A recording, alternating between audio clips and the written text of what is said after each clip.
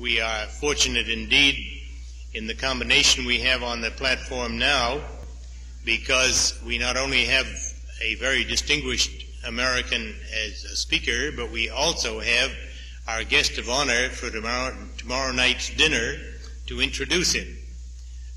Mr. William Grady, as you know from your programs, is one of America's great contemporary businessmen, a most successful man who has done a tremendous amount to help other younger Americans to success themselves. He has done a terrific job with his Grady Foundries scattered through several of the communities of Wisconsin, but he has also found time, in addition to making such a tremendous success of his own business, that he has made himself an outstanding figure in other fields in American life. He was president of the National Association of Manufacturers back in 1952, when it really had an American philosophy. He does not accept any responsibility, I believe, for current policies of that association. Similarly, he was president of the National YMCA at a time when they still stuck to their basic principles, and he still fights for them in his service with the Y in various capacities. He is an outstanding member, of course, of the conservative community, having been chairman of the executive committee of the John Birch Society ever since that committee was organized, being one of the men who went to Indianapolis and joined with Mr. Welch and some 10 others in forming the John Birch Society. So, Mr. Grady,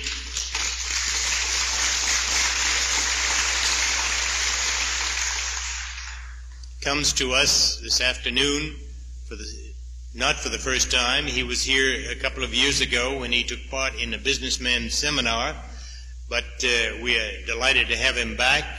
His very charming wife is here and will be with us tomorrow night, and it is a tremendous satisfaction, of course, for anybody who has worked as closely with Bill as I have, to be able to present him to this audience. Mr. William J. Grady.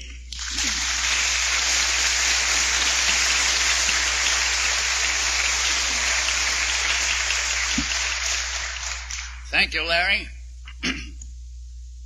Ladies and gentlemen, excuse me, of the New England Rally, yesterday you heard from the son of a very famous father. Today you'll hear from the father of a famous son.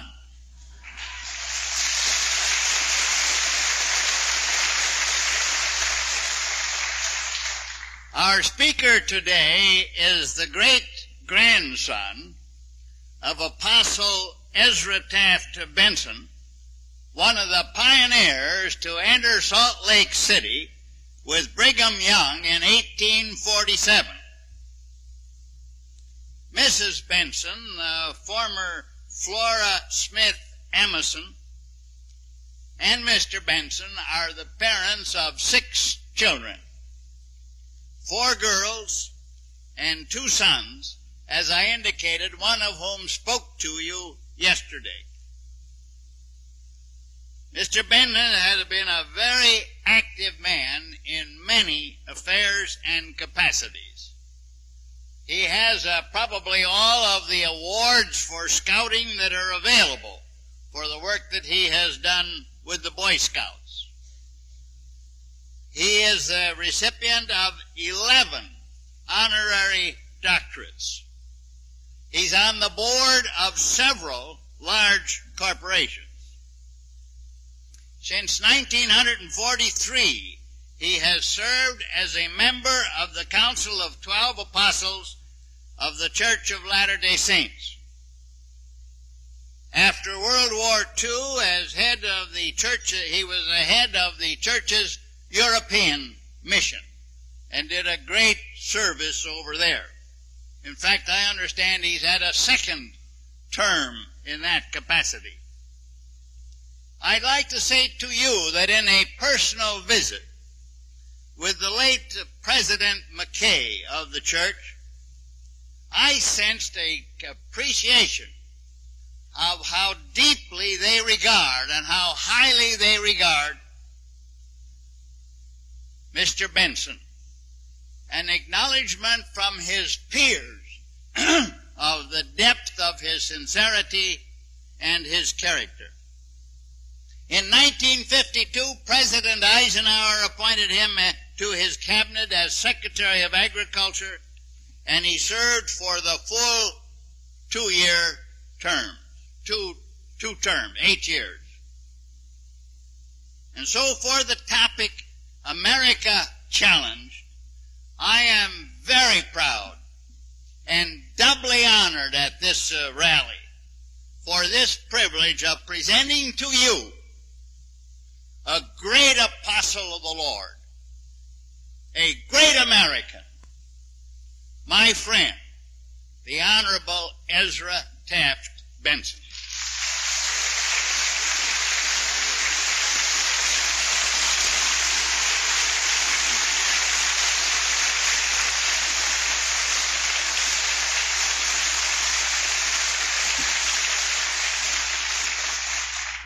Mr. Grady, my fellow Americans, it is a distinct honor to be introduced by William J. Grady, a truly great American and a great patriot. I hope and pray, my good friend, that I'll be able to live to more fully merit all the good things I've just heard. I had the thought that if I could just pass away now, a lot of fuss and bother could be avoided at the time of my passing, because my eulogy's already been said. I am very grateful. And my fellow Americans, it is a privilege and a humbling experience to once again stand before you on this memorable day at this noble rally dedicated to preserve and strengthen those three great essential loyalties: loyalty to God, loyalty to family, and loyalty to country.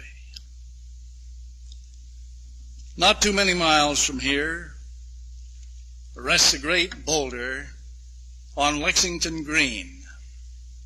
Inscribed on this rock are the words which Captain Parker gave to his Minutemen on April 19, 1775.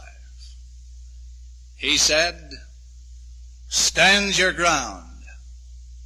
Don't fire unless fired upon.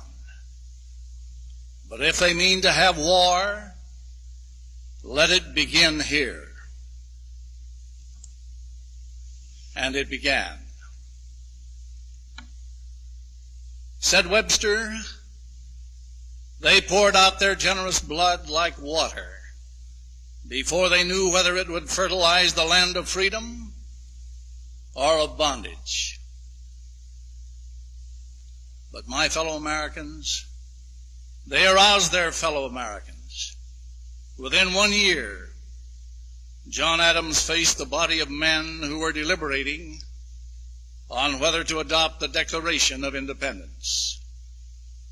With the inspiration of heaven resting upon him, Adams declared, "Sink or swim, live or die, survive or perish, I give my hand and my heart to this boat." It is true, indeed, that in the beginning we aim not at independence, but there's a divinity which shapes our ends. The injustice of England has driven us to arms, and blinded to her own interest for our good, she has obstinately persisted until independence is now within our grasp. We have but to reach forth to it, and it is ours. Why then should we defer the Declaration? Is any man so weak as now to hope for a reconciliation with England? You and I indeed may rue it. We may not live to the time when the Declaration shall be made good. We may die colonists, die slaves, die it may be, ignominiously and on the scaffold. Be it so. Be it so. If it be the pleasure of heaven that my country shall require the poor offering of my life, the victim shall be ready.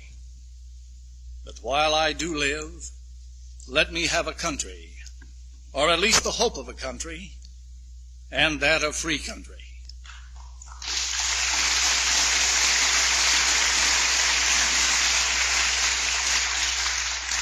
And then Adams continued, but whatever may be our fate, be assured that this cost blood, that this declaration will stand.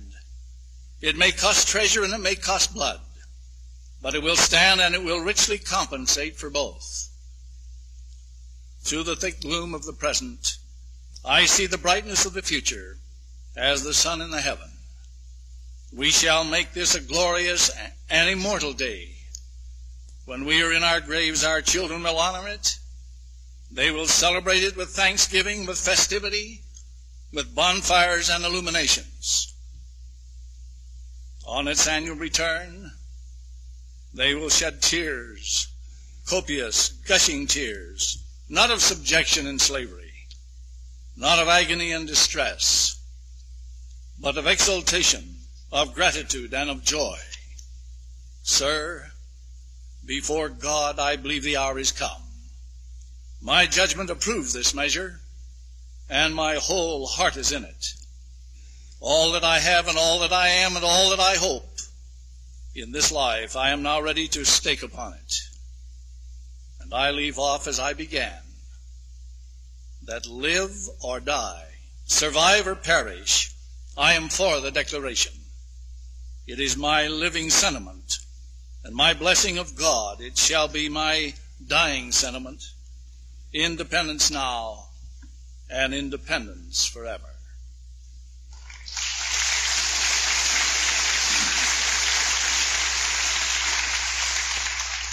Traveling here yesterday, I read further in that great current volume, Quest of a Hemisphere by Boyle, published by Western Islands, Boston. I am grateful we have a textbook for our children, grandchildren, and their parents that restores that which has in many cases been removed by wolves in sheep's clothing. One-worlders who would surrender all we hold dear as true Americans. Chapter 8 is worth the price of the book. Here we read again, as some of us old enough to remember, the courageous, stirring words against the Navigation Acts, the Stamp Act of 1765, and taxation without representation. In this real American history, we have the record of Washington, Jefferson, and the record of Samuel Adams of Boston, who organized committees of correspondence and groups of young men banded together as sons of liberty. We read again the words of James Otis, that a law was void if it violated the human rights of man. And the man who is quiet is as secure in his house as a prince in his castle. Here we read the colonists fought the threat of aggression as much as aggression itself. With grim determination, they opposed every attempt to rob them of any liberty they had gained. To the colonists, our benefactors, it was not so much the amount as the principle of taxation without representation that the colonists opposed. Here again in this new history are also the fiery words, "Give me liberty," of Patrick Henry of Virginia, and his words, "If this be treason, make the most of it." John Hancock, George Mason, Paul Revere, John Dickinson, and his letters from Farmer. We cannot be happy without being free. Here are the words of the closing paragraph of Chapter 8. The British colonies were largely settled by people who had revolted against their living conditions in other lands. They were rebels, in a sense, who had the courage to flee from wanton persecution and face the perils of the wilderness to seek a better form of life. When they found a better way, they fought to keep it. Their children, grandchildren, and great-grandchildren did not want any monarch to change their way of life. They had plowed their own lands, built their own homes, and made their own clothes. They had hunted in the forest, fished in the streams, and slept under the stars. Who was their master? Chapter 7 closes with a discussion of freedom of the press and the stirring words inspired by Peter Zenger. The right to print the truth is a necessary part of political liberty. These by the famous Andrew Hamilton of Philadelphia. The loss of liberty, he said, to a generous mind is worse than death. The man who loves his country prefers its liberty to all other considerations, well knowing that without liberty, life is misery. Thus, in colonial days, did the people of the colony stand firmly against any form of dictatorship. Thousands of immigrants came to the settlements along the Atlantic seaboard with only a vague idea of the freedoms they were seeking, because they had never known many of them. They were pursuing a vision. Freedom sprouted in a wilderness like flowers on a vacant lot, because each person who came had broken the pattern of life in his old country, and he was starting all over again. Something new began to grow in the new world, a mere idea.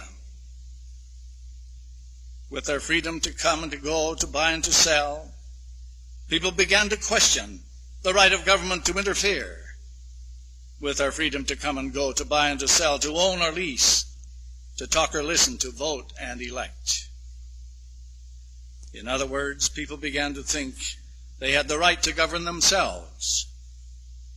Yet a new nation was to rise in the Western Hemisphere before this idea gained the force of law. Reading and promoting the book, Quest for a Hemisphere, will give you, as it has me, a warm, satisfying feeling. We will need more words of like quality in the days ahead. And so today, on Lexington Green, you still see a sacred old monument nearing 200 years of age that covers the remains of those patriotic Minutemen. And on this monument are inscribed these words: sacred to liberty and the rights of mankind, the freedom and independence of America, sealed and defended with the blood of her sons. This monument is erected by the inhabitants of Lexington under the patronage and at the expense of the Commonwealth of Massachusetts, to the memory of their fellow citizens, Ensign Robert Monroe, Messrs. Jonas Parker, Samuel Hadley, Jonathan Harrington Jr., Isaac Muzzy, Caleb Harrington, and John Brown of Lexington, and Aschel Porter of Woodburn, who fell on the field, the first victims to the sword of British tyranny and oppression, on the morning of the ever-memorable 19th of April, and 1775. The die was cast. The blood of these martyrs in the cause of God and their country was the cement of the union of these states, then colonies, and gave the spring to the spirit, firmness, and resolution of their fellow citizens. They rose as one man to revenge their brethren's blood, and at the point of the sword to assert and defend their native rights. They nobly dared to be free. Then the inscription concludes, the contest was long, bloody, and affecting. Righteous heaven approved the solemn appeal. Victory crowned their arms, and the peace, liberty, and independence of the United States of America was their glorious reward. And then the date built in the year 1799. With independence won, another body of men assembled, And under the inspiration of heaven, they too drafted a document, probably the greatest instrument ever struck off at a given time by the mind of man, the Constitution of the United States.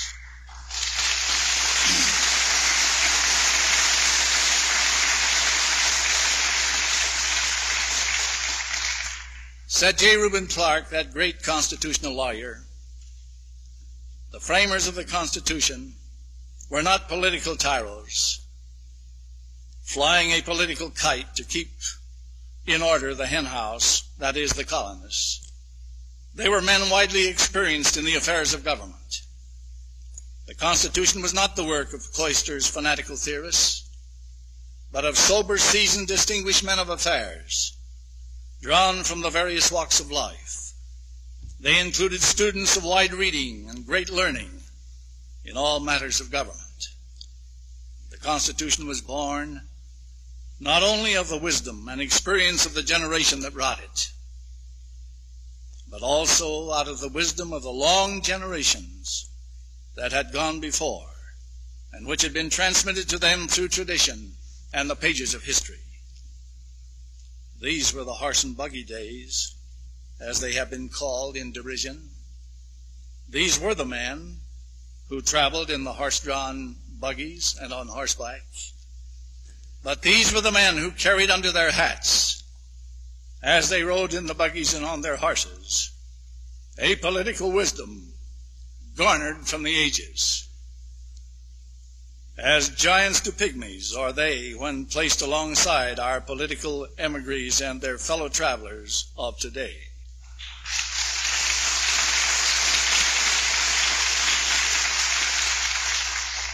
Some of whom now traduce them with slighting word and contemptuous phrase.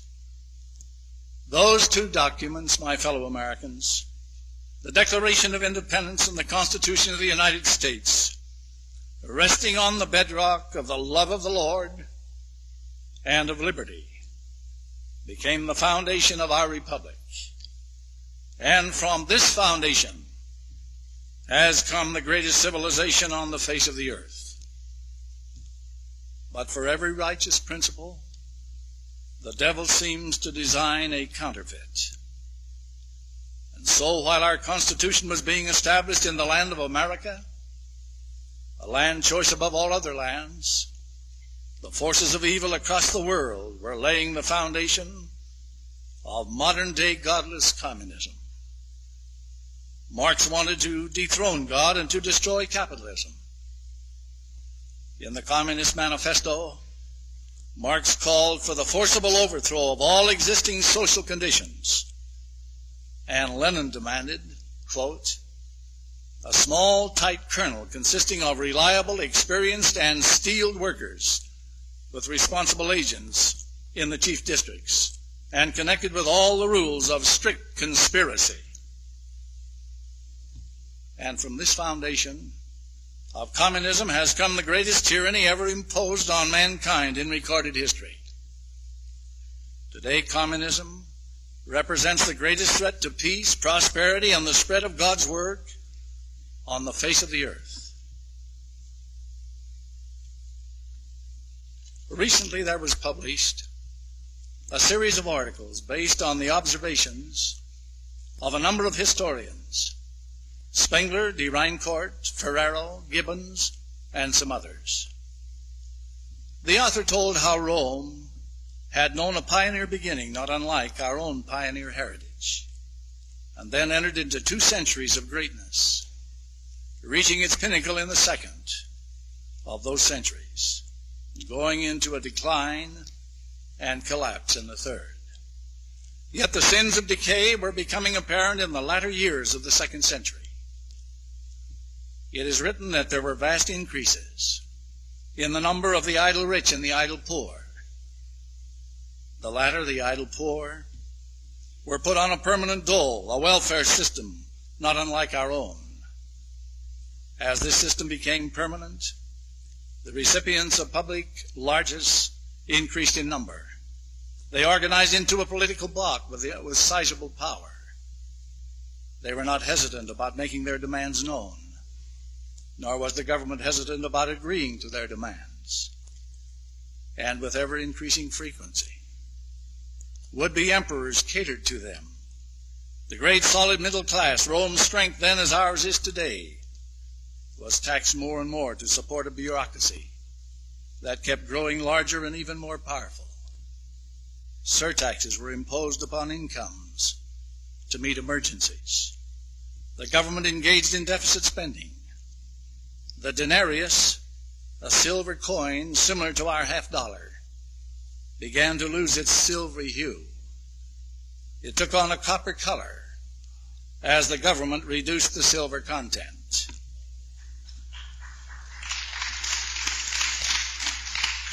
Even then, Gresham's law was at work. Because the real silver coin soon disappeared, it went into hiding.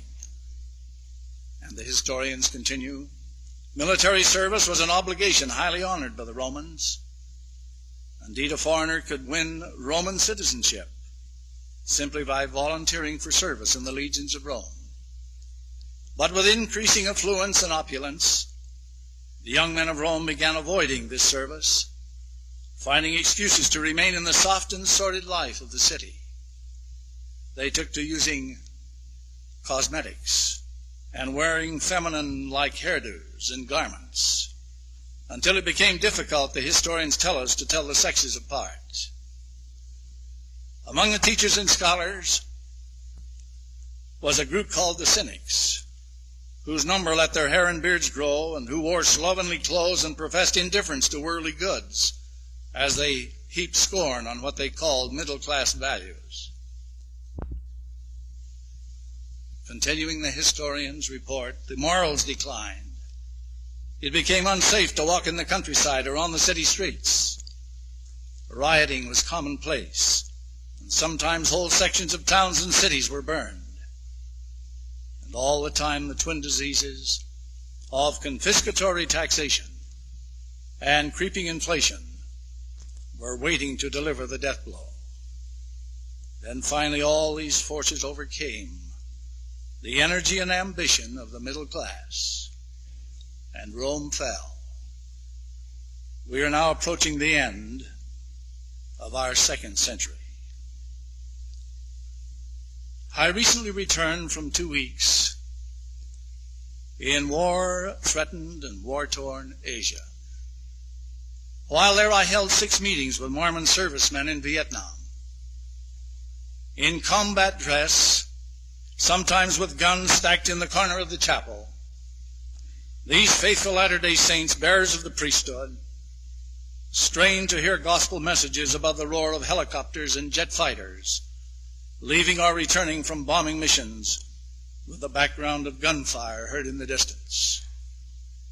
After shaking hands with more than 800 of these battle-hardened, brave and patriotic men, hard as nails physically, filled with faith and testimony, my right hand ached, and my heart filled with mingled feelings of gratitude and sadness. I thought of the more than 42,000 sons, brothers, and husbands who have given their lives in this, the strangest war in our nation's history. I made side trips by helicopter to visit others critically wounded in hospitals, part of the more than 281,000 listed. I thought of the 1,400 reported missing or captured, and 8,000 more who have died from combat causes, whose loved ones also mourn the loss caused by this strange war, the casualties of which now exceed the total of the Korean War. A few days later, at an Asian-wide servicemen's conference at Mount Fuji in Japan, I listened to testimonies of faith and love of country that brought lumps to throats and tears to many eyes. These men, all American citizens, came to the conference from Thailand, Taiwan, Korea, Japan, Okinawa, the Philippines, Hong Kong, Guam, and other points. Some had traveled over 3,000 miles to the conference. These are men who are ready to give their all in defense of freedom. These American servicemen worry about reports from home of rioters draft card burners, and other citizens. Yes, other citizens many times more numerous, who seem oblivious to the threat to our freedom as they continue to enjoy their comfortable complacency. These men worry about those many complacent citizens at home, some in high places, who talk some gullibly, others they fear deceptively, of peaceful coexistence with the greatest, most destructive and insidious evil in this world. They know that as college campus riots spread, so does the communist role in the disturbances. And yet we have men, some in high places, who declare that communism is not the principal threat to the United States of America. People who make such statements are either uninformed, sadly naive, or else they are deliberately helping the communist conspiracy, the greatest evil in this world. No, most of these servicemen, especially the officers, were not deceived. They would hope that their fellow citizens at home would get one thing straight at the very beginning. International communism is the self-avowed enemy of every loyal American. It has declared war against us and fully intends to win. The war in which we are engaged is total, although its main battlefields are psychological, political, and economic. It also encompasses revolution, violence, terror, and limited military skirmishes. And now I wish to reveal one of the greatest tragedies of all time, and a fact that an increasing number of us are gradually coming to realize, and that is this: the growth and increasing success of communism around the world has been primarily the result of the support, yes, increasing support, which it has received from right within the United States, and particularly from our own government. May I commend to you, as American citizens, the book by Werner Keller entitled East minus West equals Zero, in order that you might see the documentation as to how we deliberately established Russia's industrial and war-making power. May I also commend to you the film strip, The Great Pretense, How to Finance Communism While Ostensibly Opposing It, a documentary film strip on how the free world finances communism. Now, some people may feel that this has just been stupidity on our part, and the mistakes of mortal man who really meant well but did not realize what they were doing. I agree that there has been some stupidity on the part of some people, but consistency has never been a hallmark of stupidity. I believe it was Forrestal who said that if it was just stupidity, then we would have made a few more mistakes on our side now and then, because stupidity is not consistent. Now, sometimes we have appeared to take a step forward toward freedom, but it has inevitably been followed by 2 steps backward toward communism. Not only has it been true in our foisting communism onto other countries, but it also holds true regarding the increasing socialistic, communistic trends in America. Said J. Reuben Clark, and do not think that all these usurpations, intimidations, and impositions are being done to us through inadvertence or mistake. The whole course is deliberately planned and carried out. Its purpose is to destroy the Constitution and our constitutional government, then to bring chaos, out of which the new statism with its slavery is to arise, with a cruel, relentless, selfish, ambitious crew in the saddle, riding hard with whip and spur, a red-shrouded band of night riders for despotism. If we do not vigorously fight for our liberties, we shall go clear through to the end of the road and become another Russia or worse. But some people say that the American people voted for change in the last presidential election. And so they did. But the tragedy is this, that communism is getting increasing help from this present administration. It was Thomas Jefferson who said, "Single acts of tyranny may be ascribed to the accidental opinion of a day, but a series of oppressions, begun at a distinguished period and pursued unalterably through every change of ministers, too plainly prove a deliberate, systematical plan of reducing us to slavery." Unquote. Do you think we could have defeated Hitler in World War II if we trained his pilots for him, built his steel mills, sent him billions in aid, traded with him, let his men run for office in our country, work in our defense plants, teach our children? Yet this is exactly what we have done for the communists, and our trade with them is on the increase in practically all of the essentials that they need for use in killing our men in Vietnam.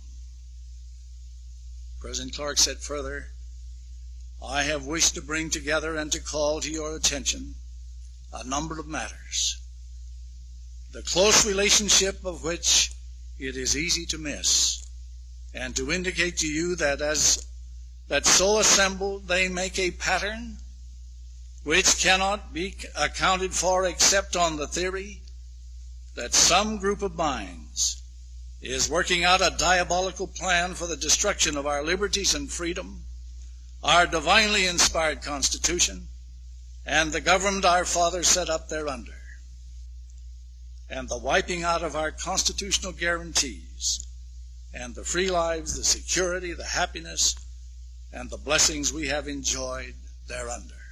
Unquote.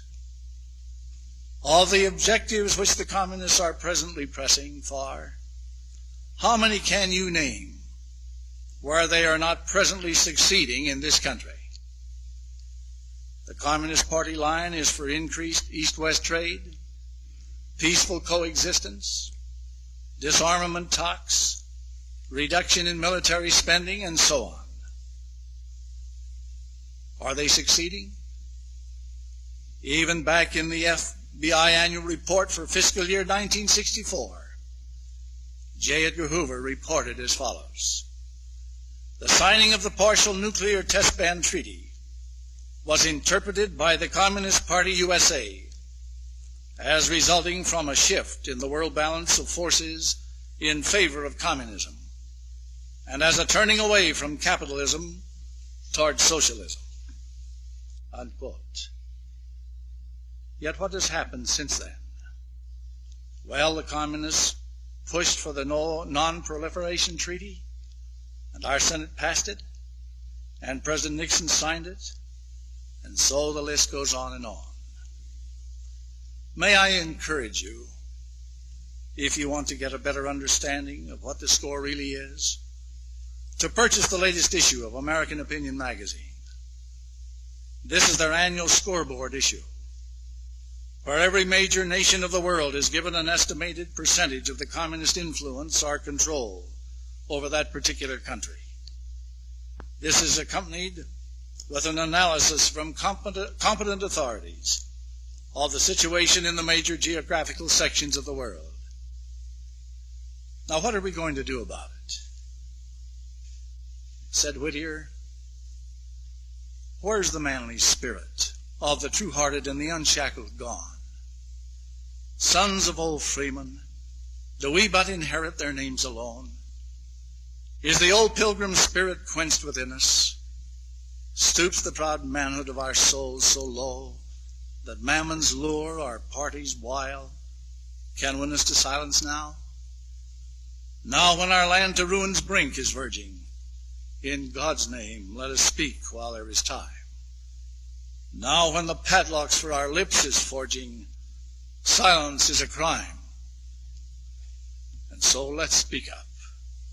James Russell Lowell was right when he said, "Our American Republic will endure only as long as the ideas of the men who founded it continue dominant." And what were those ideas? Well, they were incorporated in our Declaration of Independence and our Constitution. And Washington covered them well when he said, "Of all the dispositions and habits which lead to political prosperity, religion and morality are indispensable supports. Reason and experience both forbid us to expect that national morality can prevail in exclusion of religious principle. It is substantially true that virtue or morality is a necessary spring of popular government." I serve as a member of the Board of Trustees of Brigham Young University. One year we invited Cecil B. DeMille to speak to our student body and accept an award. I will never forget his words when he stated that men and nations cannot break the Ten Commandments. They can only break themselves upon them. And he was right. Only a moral and religious people deserve or will defend their freedom. Edmund Burke stated it well when he said, "Men are qualified for civil liberty in exact proportion to their disposition to put moral chains upon their own appetites, in proportion as their love of justice is above their rapacity, in proportion as their soundness and sobriety of understanding is above their vanity and presumption, in proportion as they are disposed to listen to the counsel of the wise and good, in preference to the flattery of knaves. Society cannot exist unless a controlling power upon the will and appetite is placed somewhere. And the less of it there is within, the more there must be without. It is ordained in the eternal constitution of things that men of intemperate minds cannot be free. Their passions forge their fetters." As Elder Albert E. Bowen put it, self-government involves self-control, self-discipline, and acceptance of and the most unremitting obedience to correct principles. No other form of government requires so high a degree of individual morality. And how are we to accomplish this? We cannot accomplish this and be like the young man who lived with his parents in a public housing development, rode the free school bus, and participated in the free lunch program. He obtained his degree at a state university, working part-time at the state capitol to supplement his GI education check. Upon graduation, he married a public health nurse and obtained an RFC loan to go into business. He then bought a ranch with an FHA loan and obtained emergency feed from the government. He later put part of his land into the soil bank, and the payment soon took care of the loan on his ranch.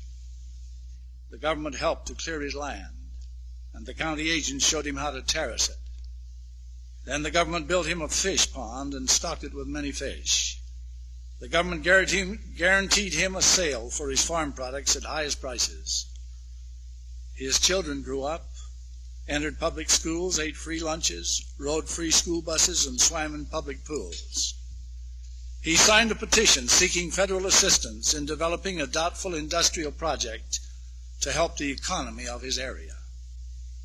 He was a leader in obtaining the new post office and federal building, and went to Washington with a group to ask the government to build a great dam costing millions of dollars so that his community could get the benefit of a temporary payroll. He petitioned the government to give the local air base to the county. He was also a leader in the movement to get special tax write-offs and exemptions for his specific type of operation. And then one day, after calculating his taxes, he wrote his congressman as follows: "I wish to protest the excessive government expenditures and attendant high taxes. I believe in rugged individualism. I think people should stand on their own 2 feet without expecting handouts. I'm opposed to all socialistic trends, and I demand a return to the principles of our Constitution and the policies of states' rights." Too many of us are like this young man. We must be devoted to sound principles in word and deed.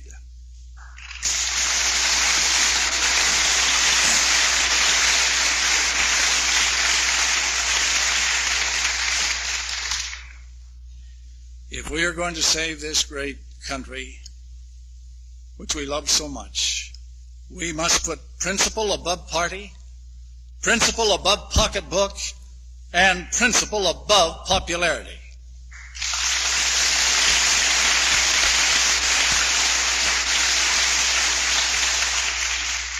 After we are soundly grounded in principle, the next 2 steps should follow automatically.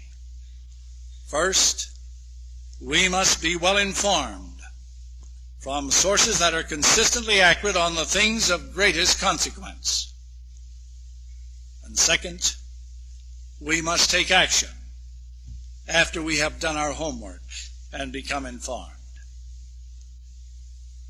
Many people are destroyed from lack of knowledge, said the prophet Hosea. Let's not let it happen to us. First, let's do our homework, because action without the proper education can lead to fanaticism. But after we have done our homework, then let's take action, because education without action can only lead to frustration and failure. Said Lenin, "The party is the conscious, advanced section of a class, its advance guard. The power of this advance guard is 10, 100 times greater than its number." Is that possible? Can the power of 100 exceed the power of thousands? It can exceed it when the hundreds are organized. Organization increases power by tenfold. Unquote. He was right. And an organized Gideon's army in the fight for freedom can defeat this godless communist conspiracy. And so I commend you for being here, and salute all those patriots who have banded together to work in an effective and honorable manner to accomplish the objective of less government, more individual responsibility, and with God's help, a better world.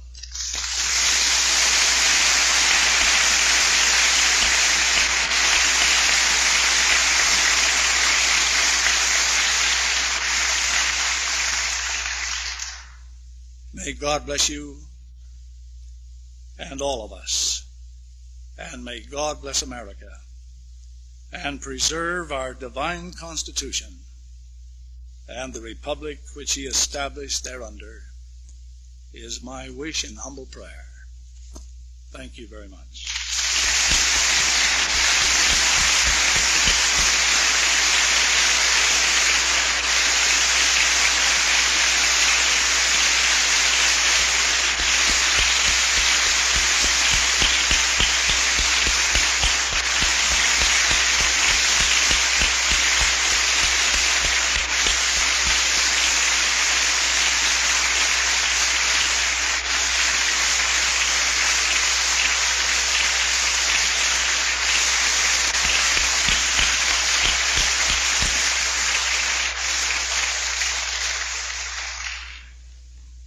Thank you, Ezra Taft Benson, for a most brilliant talk, spiritual, moral, and patriotic. I couldn't help but think while Mr. Benson was talking that at our first rally in 1963, Mr. Benson was one of our speakers, and I know he shall never forget the occasion.